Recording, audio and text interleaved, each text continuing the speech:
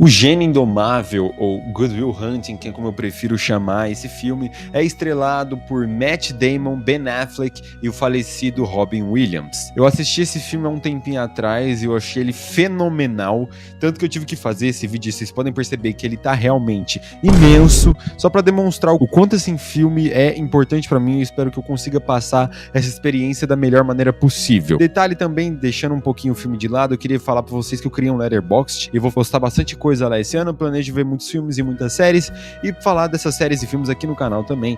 Então se preparem, me sigam lá, tá aí na descrição, me sigam no meu canal primário também, tá aí na descrição também. Vamos lá. O filme começa com os créditos, algo um pouco inusitado, enquanto eu tá numa brisa meio muito louca, estudando uma pá de coisa extremamente complexa, mas ainda num clima um tanto quanto calmo. E depois a gente vê um carro e dentro dele sai o Chuck, interpretado pelo Ben Affleck, o melhor amigo de Will.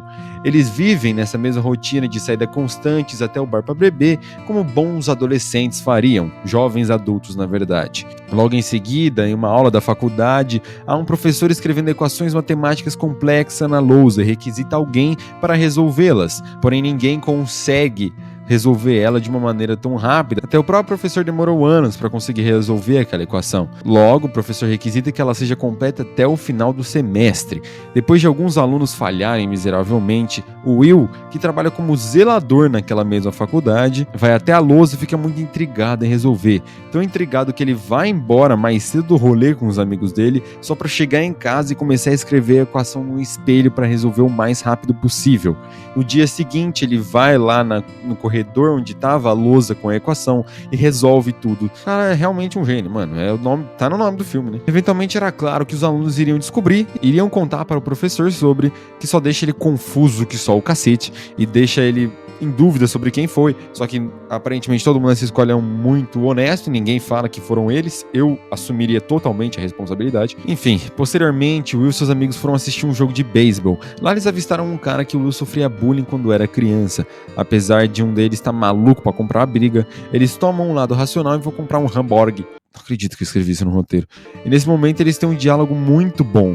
E esse é um dos melhores pontos desse filme, são os diálogos, na minha opinião, é que ele faz ele tão especial. É o quão humanos são esses personagens e quão bem eles estão sendo desenvolvidos entre eles mesmos, tá ligado? Mas pra cortar esse nice moment, eles avistam o mesmo cara lá do campo de beisebol fazendo bullying com os moleques na quadra de basquete. Então eles começam a descer o cacete em todo mundo ali, até eles serem impedidos pela polícia, mas o Will não foi impedido nem um pouquinho. O cara continua... Toma. De vingança, tá ligado? Obviamente, era o cara que fazia bullying com ele quando ele era criança. O que leva ao desgraçado ser preso, muito burro. Ele vai enfrentar um julgamento no tribunal por conta disso. Posteriormente, antes do julgamento, Will e seus amigos vão num bar. Instantaneamente vão dar um ciricutico, um terecuteco, um balacubaco. O que eu tava quando eu tava escrevendo esse roteiro, mano? Umas garotas que eles viram lá no bar. Tinha que tentar chegar primeiro, conversando. E detalhe que não é só um bar aleatório. É um bar dos alunos de Harvard. Mesmo que o Will esteja no MIT, ele ainda é um faxineiro de lá. Não demora muito pra que venha um cara confrontar o Chuck, que tava contando umas mentiras sobre esse aluno de Harvard, questionando suas falas e tentando pôr um intelecto pra cima dele. Will, nosso faxineiro gênio do MIT, combate esse cara com argumentos mais pesados ainda, porque o que aquele cara aprendeu em Harvard, Will aprendeu tudo lendo todos os livros possíveis em casa, conseguindo impressionar uma das garotas, que é a Skyler, que dá o seu número para eles eventualmente saírem um encontro. Mas antes disso, o professor do MIT, o Gerald, ainda tá tentando Gerald, foda-se, ainda tá tentando descobrir quem foi o aluno que foi capaz de resolver tal equação que estava na lousa.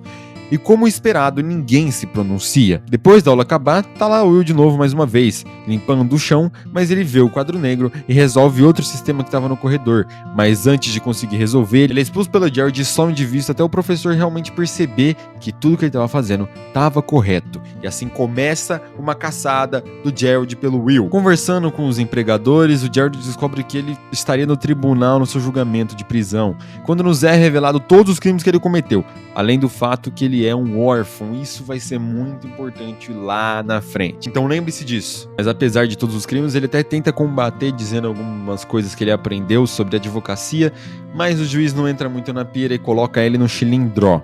Entretanto, o Jared consegue ir lá para salvar ele e tirar ele da cadeia com 2 condições.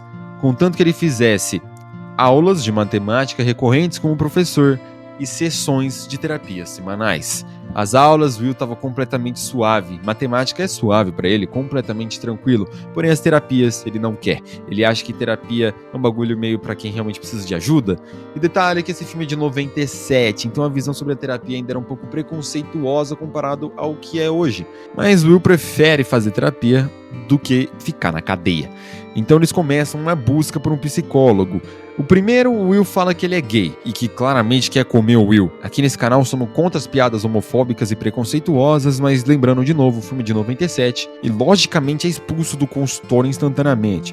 O segundo é aquelas terapias que você faz deitado e de olho fechado. Inclusive esse psicólogo é bastante calvo e aparentemente nunca ouviu falar da Manual, e Manual, tô avisando vocês pra fechar o meu contrato, porra. Aí o Will falsifica uma história de que seu titio tava molestando brutalmente ele, só pra criar uma pegadinha e zoar o psicólogo, que também expulsa todo mundo dali, e o Jared se vê sem opção, a não ser chamar o seu antigo amigo e ex-colega de faculdade, que vivia no mesmo quarto do college que ele, Sean. Hoje em dia é um psicólogo / psiquiatra. Nessa primeira consulta, o Will é puramente um babaca. Enquanto o Sean, diferente dos outros psicólogos, em vez de ficar rebatendo e brigando com ele, forçando ele a falar as coisas, apenas escuta e conversa como se fosse também um amigo de Will. Até que o Will começa a falar bosta, ele vê uma pintura que o Sean fez e começa a criticar, falar que é horrível. Pergunta da mulher, o Sean fica meio indeciso de responder. Ele questiona se a mulher traiu ele, se estava dando em cima de outro cara, se largou ele por dinheiro. E Sean responde que ela morreu. Infelizmente, acaba o horário e o Will vai embora. Mas Sean, conversando com o Jared, diz que ele quer esse moleque de novo na semana que vem, no mesmo horário. Mas antes disso, ele e a Skyler vão no encontro, que vai tudo muito bem, por sinal. Esse cara tem um game absurdo. Eles dão risada o dia inteiro, terminam a noite um beijo. Apesar disso, o Will fica muito tempo sem ligar pra ela de novo, e ele vai explicar isso pro Sean posteriormente, mas antes dele irem pra essa consulta, Sean leva o Will pra uma conversa no parque. Mas não porque é um encontro entre amiguchos ou tesão por gansos, igual o Will disse, mas sim porque Sean entendeu a essência do Will, compreendeu o medo interior do garoto, que não tem coragem de expressar quem ele realmente é, o que ele quer, quem ele quer ser no futuro, mas sim só fala de tudo que ele aprendeu em livros e histórias contadas. Se perguntasse sobre guerra, Will com certeza responderia sobre Shakespeare e seus textos maravilhosos, mas nunca viu o seu melhor amigo no seu colo, à beira da morte, pedindo pela sua ajuda, e você sendo incapaz de fazer qualquer coisa. Se perguntasse sobre amor, Will provavelmente iria listar todas as mulheres mais gostosas que ele conhece, mas ele nunca olhou para uma mulher e se sentiu totalmente derretido e apaixonado. Nada é sobre o que você lê em livros, é sobre as suas vivências. Dias depois, mais uma consulta, mas em vez de explicar o bagulho da Skyler, Will não quer falar da sua vida. Ele fica quieto a sessão inteira. Na próxima também. Não até o Sean capotar. E finalmente o Will se abre, começa a conversar e contar piadas. E esse pra mim é um dos melhores diálogos do filme, porque o Sean começa a conversar com o Will sobre a sua esposa falecida. O Will conta de verdade o motivo de ele não estar ligando pra Skyler, porque agora ela é perfeita, ela é linda, ela é gentil, ela é engraçada. O Will não quer perder essa perfeição.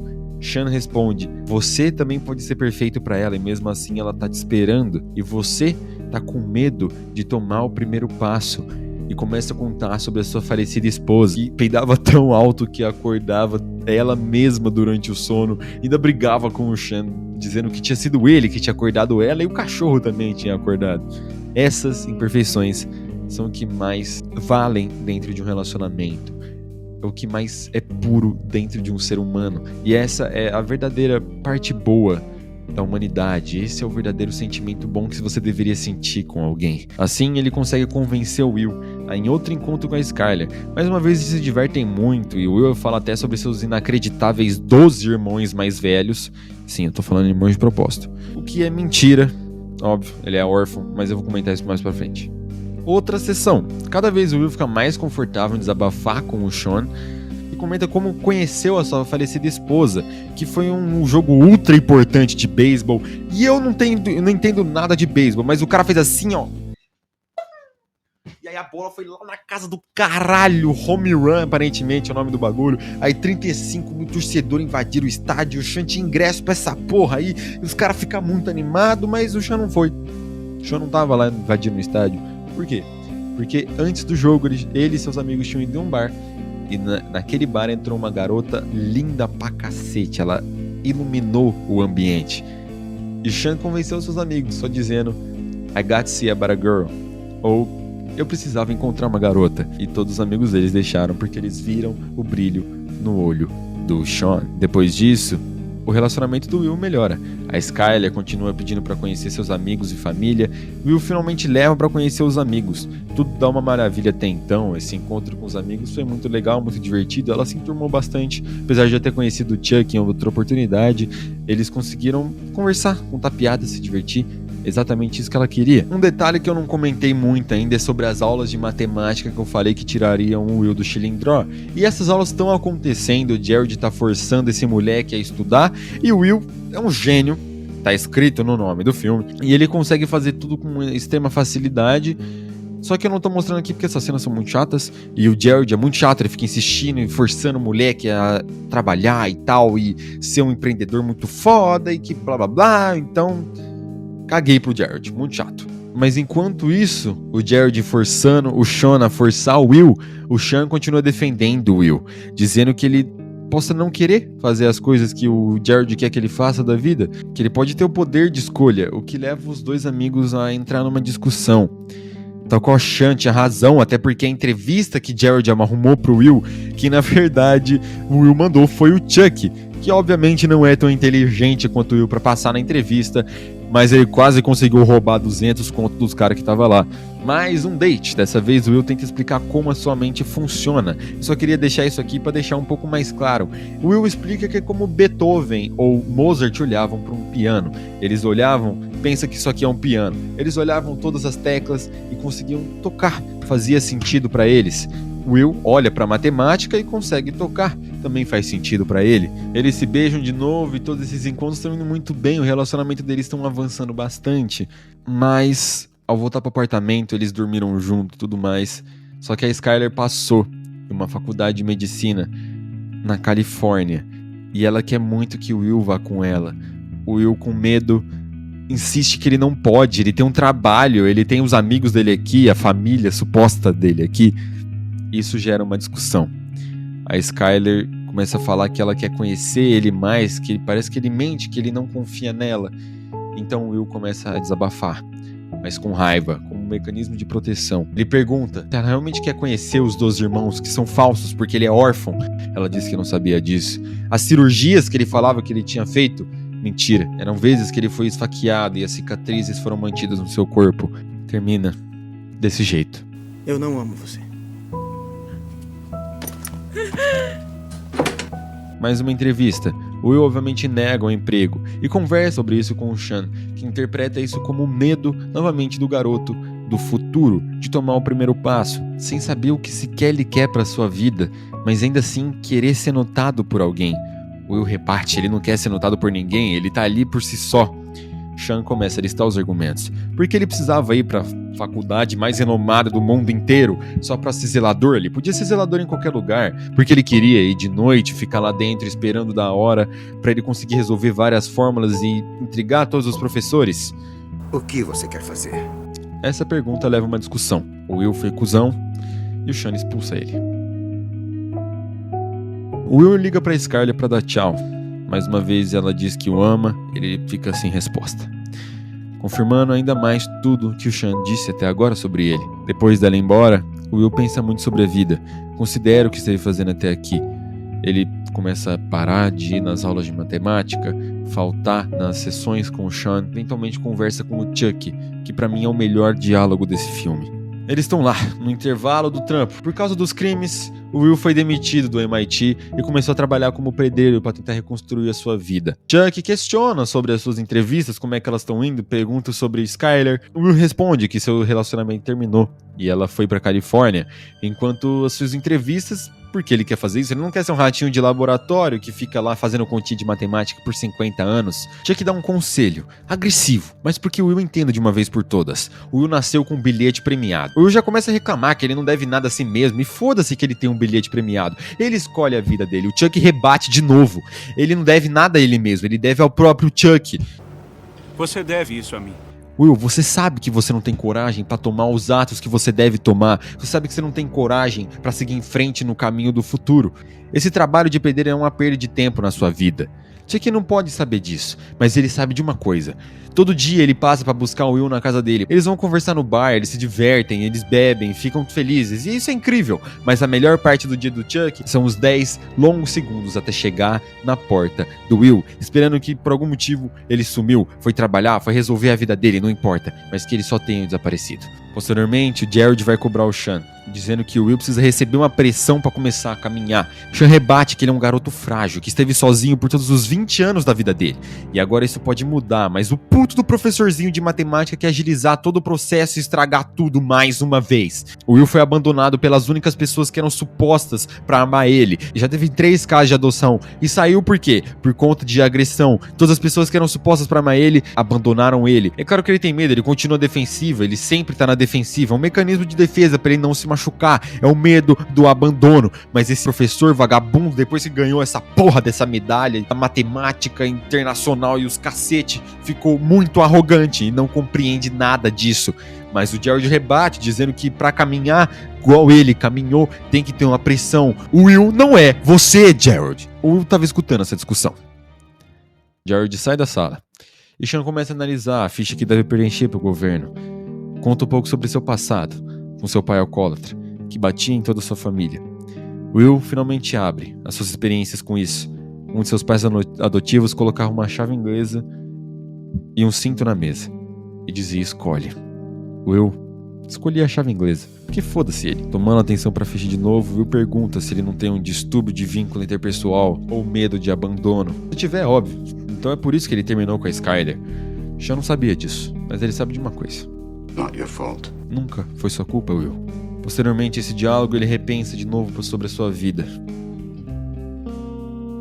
Ele aceita um dos empregos que Jared conseguiu pra ele, sendo que é algo que ele realmente quer pela primeira vez. E assim, finalmente, ele encerra suas aulas obrigatórias de matemática com Jared e suas sessões obrigatórias de terapia com Sean.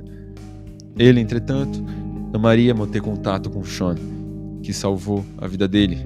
Não fisicamente, mas mentalmente. Seus amigos deram um carro de presente de aniversário pra ele, que finalmente se encontrou na sua vida.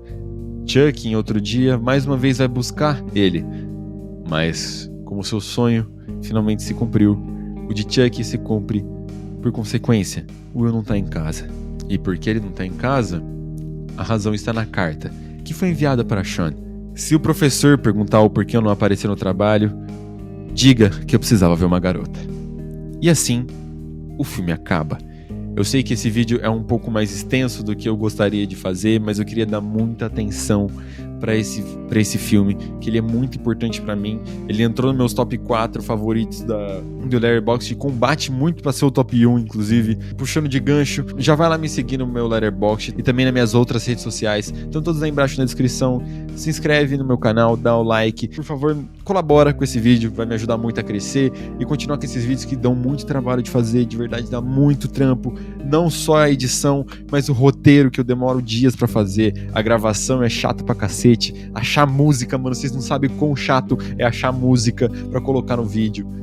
Enfim, muito obrigado por ter assistido até aqui. Se você tiver mais alguma sugestão, deixa aí nos comentários. E se você chegou aí também, deixa aí nos comentários, fala em manual, fecha o contrato com esse cara. Fala em manual, fecha contrato. Comenta aí, quero ver se você chegou até aqui. Muito obrigado de verdade por ter assistido. Um feliz ano novo pra todos vocês, que acho que eu não falei isso no meu vídeo anterior. Um beijo, eu amo vocês e tchau!